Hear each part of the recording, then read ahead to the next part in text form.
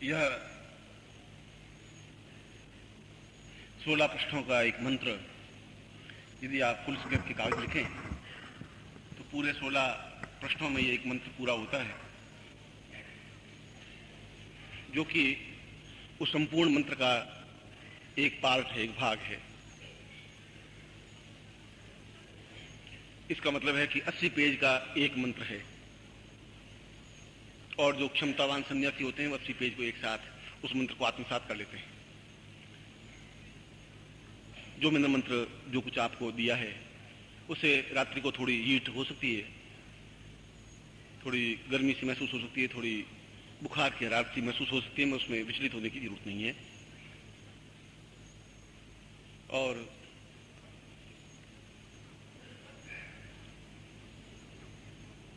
गुरु चिंतन के साथ आज के दिव्य प्रयोग का एक भाग मैं समापन कर रहा हूं। और रात्रि को यदि समय मिले और सुविधाजनक हो तो आपको मंत्र जाप करना है। ओम सांब सदाशिवाय नमः। ओम सांब सदाशिवाय नमः। ओम सांब सदाशिवाय नमः। ओम सांब सदाशिवाय नमः। ओम सांब सदाशिवाय नमः। ओम सांब सदाशिवाय नमः। ओम सांब सदाशिवाय नमः। ओम सांब सदाशिवाय नमः। ओम सांब सदाशिवाय नमः। ओम सांब सदाशिवाय नमः। ओम सांब सदाशिवाय नमः। ओम सांब सदाशिवाय नमः। ओम सांब सदाशिवाय नमः। ओम सांब सदाशिवाय नमः। ओम सांब सदाशिवाय नमः। ओम सांब सदाशिवाय नमः। ओम सांब सदाशिवाय नमः। ओम सांब सदाशिवाय नमः। इस मंत्र की 11 माला मंत्र जाप होना चाहिए। एकादश रुद्र मंत्र जाप है। आप यहाँ आधा घंटा विश्राम करने के बाद कर सकते हैं, या जहाँ भी आपको सुविधाजनक हो, मगर बिस्तरों में बैठ करके नहीं, शुद्ध और सात्विक भाव से इस मंत्र जाप को कर सकते हैं। मंत्र देने की प्रक्रिया यही है। मंत्र केवल उच्चारण करके देना नहीं है, मंत्र तो उसके प्राणों में भर देने की क्रिया होती है। मुझे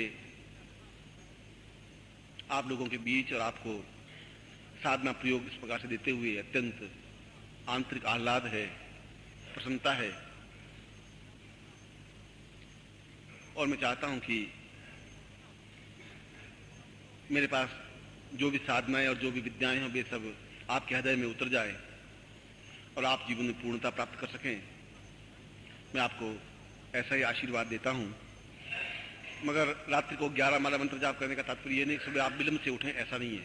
सुबह आप बिल्कुल सही समय पर उठेंगे, सही समय पर कार्य पद्धति होगी, सही समय पर कार्य होगा, और इसका अगला चरण भी कल होगा। मैं आपको एक बार पुनः हृदय से आशीर्वाद देता हूँ। बोल सनातन धर्म की, बोल भगवान शिव महाराज की, बोल हर हर महादेव।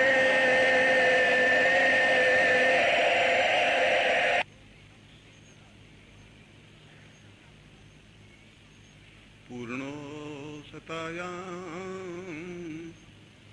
प्रभुरूप नेत्रम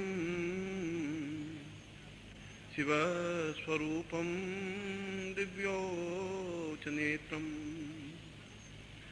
पुष्पोन्वतां पूर्वमदैव तुल्यं पाशुपतेयं प्रणमं नमामि। मैं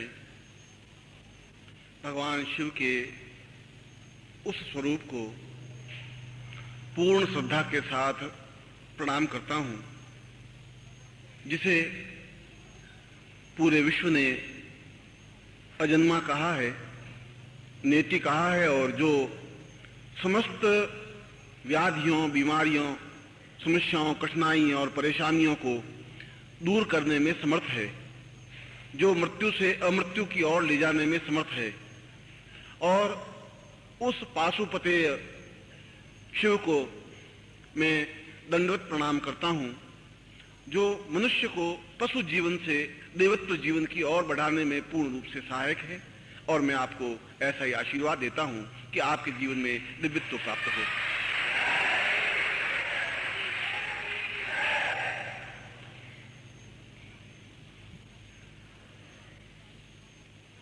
इस श्लोक में कुछ विशेष तत्व स्पष्ट हैं और उन तत्वों को आपके सामने स्पष्ट करना जरूरी है।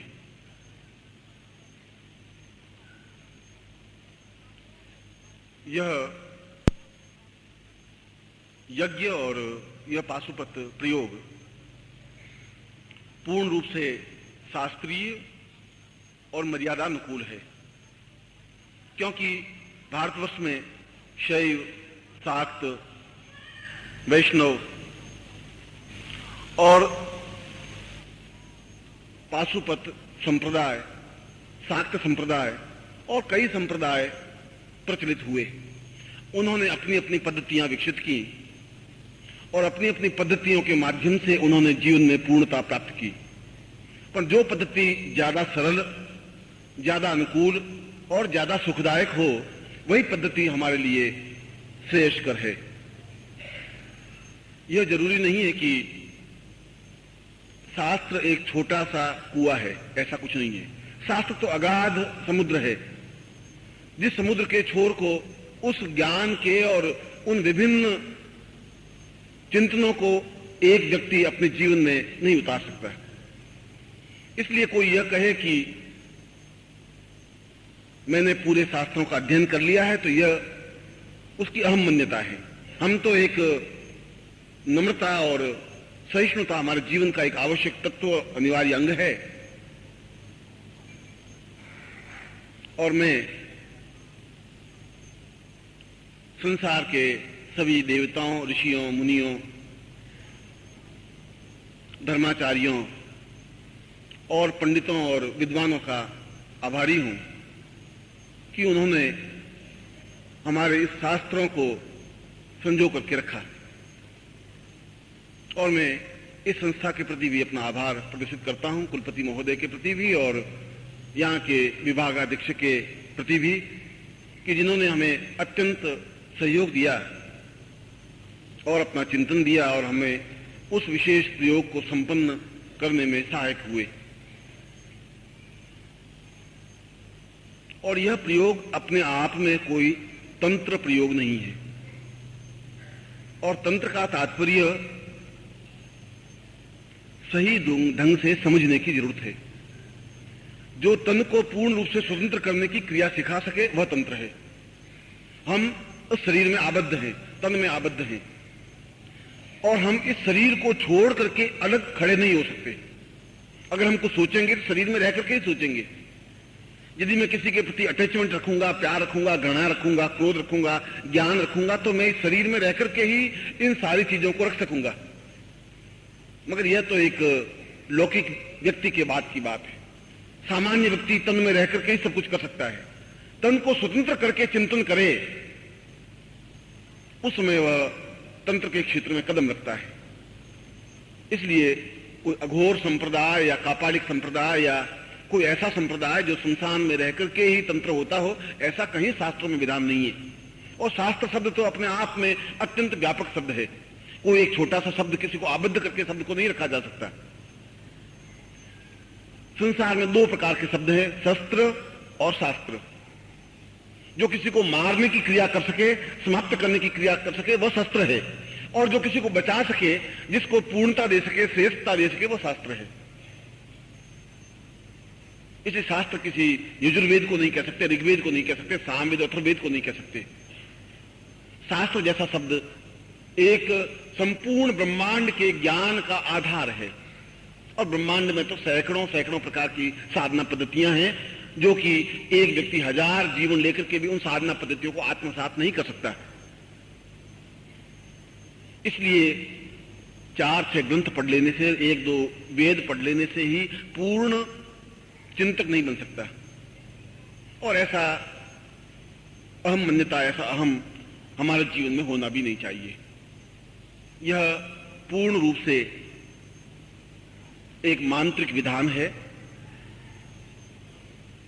और पाशुपत संप्रदाय भी अपने आप में पूर्ण मांत्रिक विधान रहा है, क्योंकि स्वयं भगवान शिव के गण और पुष्पदंत ने स्वयं कहा है कि मैं पूर्ण रूप से मांत्रिक विधान के माध्यम से शिव की पूजा करता हूं। क्योंकि जहां तंत्र का मतलब तन को छोड़ करके खड़े होने की क्रिया, और वहां मंत्र का तात्पर्य मन को छोड़ करके और मन को आबद्ध करके खड़े होने की क्रिया। यदि हम मन पर नियंत्रण प्राप्त कर सके तो सही अर्थों में हम मंत्रज्ञ हैं। गाली देने से मंत्र नहीं बन सकता, और यजुर्वेद का कोई मंत्र बोलने से मंत्रज्ञ नहीं बन सकता। मंत्र का मूल तात्पर्य है कि क्या हम अपने मन पर नियंत्रण प्राप्त कर पाए हैं, और जब मन पर नियंत्रण प्राप्त होता है तो होठों पर गाली नहीं आती। इसलिए हमारे जीवन में तंत्र और मंत्र का मूल आधार रहा है। और पुष्पदंत ने स्वयं शिव महिमा स्तोत्र की रचना करते हुए कहा है कि अष्टगिरि साथ भगवान शिव की पूजा अर्चना करते हुए उन्होंने शिव को पूर्णत्व का आधार बनाया है, और उन्होंने बताया है कि केवल यही एकमात्र देवता हैं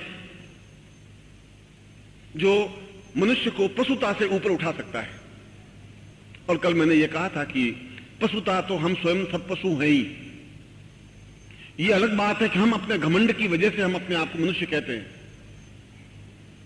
क्योंकि जब हमारे मन पर नियंत्रण ही नहीं है तो हम मनु की संतान होने के उत्तराधिकारी भी नहीं है।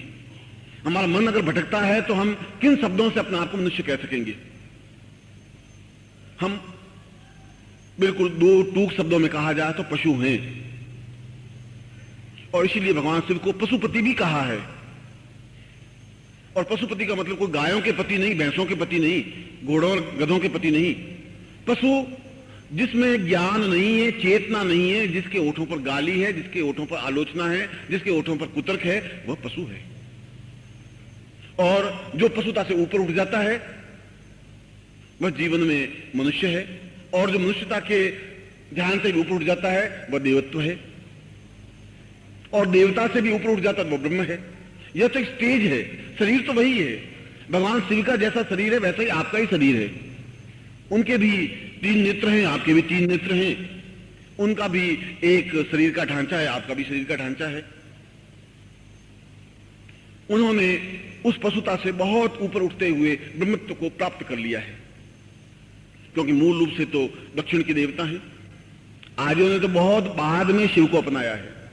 पहले तो हमने ब्रह्मा और विष्णु को ही अपनाया, शिव को तो अपनाया ही नहीं, शिव की पूजन नहीं किया। मूल से इनको द्रविड़ देवता माना गया है। मगर यह तो एक वैदिक काल की संस्कृति है, इसके मूल में जाने की मुझे जरूरत नहीं है।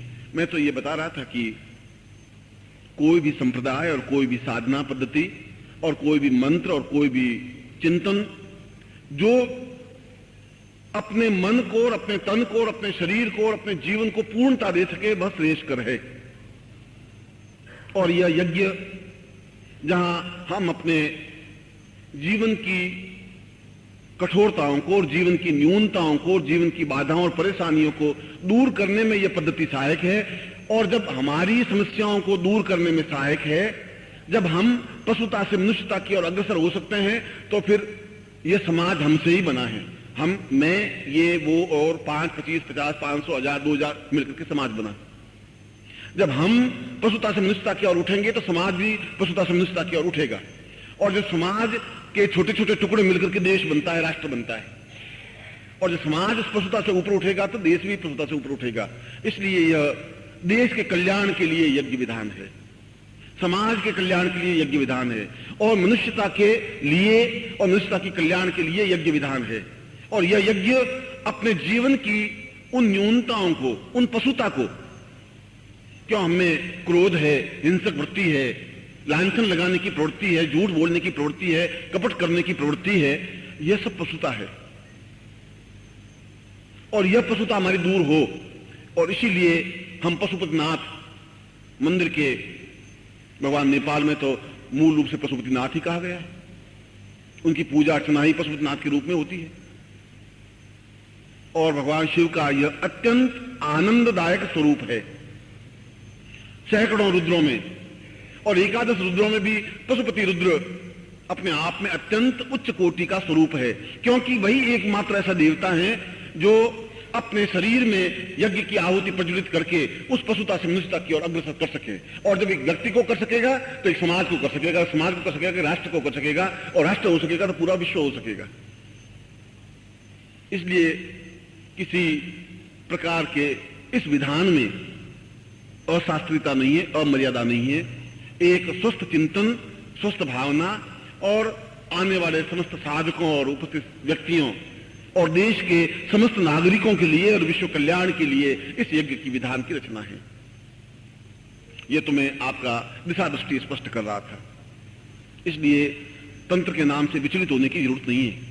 हम तंत्र नहीं है इसलिए दुखी हैं, हम तन को स्वतंत्र नहीं कर पाए हैं इसलिए आबद्ध हैं, इसलिए मोहग्रस्त हैं, इसलिए छलयुक्त हैं, इसलिए अपने आप के घेरे में आबद्ध हो गए हैं, एक कटघरे में बंद हो गए हैं, एक छोटे छोटे दिमाग के कुओं में बंद हो गए हैं। हमने एक साधना पद्धति पढ़ी और हम अपने आप में विद्वान कहलाने लग गए। हमने एक रुद्राभिषेक पढ़ लिया और हम अपने आप में पूर्ण यजुर्वेद के अध्येता बन गए। ऐसा नहीं हो सकता। सैकड़ों ज्ञान का तो असीम भंडार है, उस सारे को समावेश करने के लिए बहुत बहुत और बहुत प्रखर व्यक्तित्व की जरूरत होती है।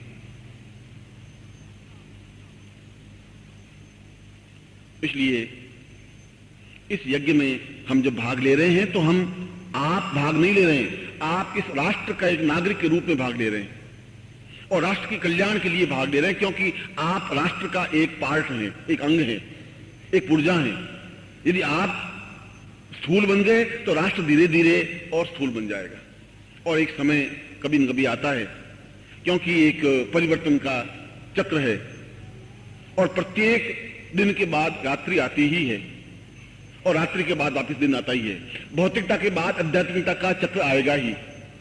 और भौतिकता इतनी अधिक आबद्ध हो गई है पिछले 2-3 हजार वर्षों में कि शंकराचार्य आज से 2500 वर्ष पहले पैदा हुए और उसके बाद वापिस कोई शंकराचार्य पैदा ही नहीं हुआ, वापिस कोई शंकराचार्य बना ही नहीं, वापिस कोई गोरखनाथ बने ही नहीं। क्यों नहीं बने? इसलिए नहीं बने कि हम तन में कैद हो गए। वे तन मुक्त थे, वे तंत्र थे, वे तन को मुक्त करके तन से अलग होकर के देख सकते थे विश्व को, अपने स्वरूप को, अपने चिंतन को। इसको सूक्ष्म प्राण कहते हैं, जो तन को अलग होकर के विचरण कर सके। और हमने वह क्रिया भूल गए, हम तंत्र भूल गए। हम तंत्र भूल गए तो एक स्थूल व्यक्तित्व बनकर के रह गए, जो हमारे जैसे 2-4 और व्यक्तित्व को पैदा करके समाप्त हो गए। ज्ञान व्यक्ति को बचाने में तो लगा है, मगर उसके दिमाग के गंदगी को दूर करने में विज्ञान सहायक नहीं हो सकता, संभव नहीं है। विज्ञान के पास कोई साधन नहीं है। उस दिन भी मैं ये बता रहा था कि ये गंगा का प्रदूषण और ये पूरे देश का प्रदूषण तो दूर हो जाएगा, मगर दिमाग का जो प्रदूषण दूर नहीं होगा तो ये प्रदूषण दूर करने में भी कोई फायदा नहीं होगा। प्रदूषण तो हमारे दिमाग में है, उसको दूर करना जरूरी है। हमारा दिशा दृष्टि स्वस्थ होनी चाहिए, चिंतन स्वस्थ होना चाहिए। हम किसी कटघरे में कैद होकर के सोचना हमारे जीवन की नियति बन गया है और ये जीवन की न्यूनता है और ये जीवन की विडंबना है कि हमने एक छोटा सा हल्दी का पंसेरा लेकर के, हल्दी की गांठ लेकर के अपने आप को वैद्य राज कहलाने के लिए अधिकारी बन गए हैं, तो ये जीवन की न्यूनता ही कहलाएगी। इसलिए अभी हमें एक समय साधकों के ऊपर आएगा ही जब वे उस आध्यात्मिकता के पथ को अग्रसर करें, क्योंकि भौतिकता के पथ को अग्रसर करने के लिए तो सैकड़ों वैज्ञानिक हैं जो टीवी लगा देंगे, टीवी बना देंगे, जो जनरेटर बना देंगे, जो पंखे बना देंगे, जो हवाई जहाज बना देंगे, जो रॉकेट बना देंगे। वो तो सैकड़ों सुख सामग्री का उपयोग करने के लिए तो है ही, मगर पूर्ण रूप से मुक्त कर देने की क्रिया। और क्या इतना वैज्ञानिक विकास के बाद क्या व्यक्ति को आनंद अनुभव हो सका? क्या तनाव से मुक्ति पा सके? और यदि भारत सरकार के विश्व के आंकड़े देखें तो तनावों से मरने वालों की संख्या दिनों दिन बढ़ती जा रही है। ब्रेन हेमरेज होने वालों की संख्या बढ़ी है, हार्ट अटैक होने वालों की संख्या बढ़ी है, इसलिए कि तनाव से आक्रांत हैं। और तनाव को जब तक दूर नहीं कर सकेंगे तब तक स्वस्थ चिंतन नहीं हो सकता। और यह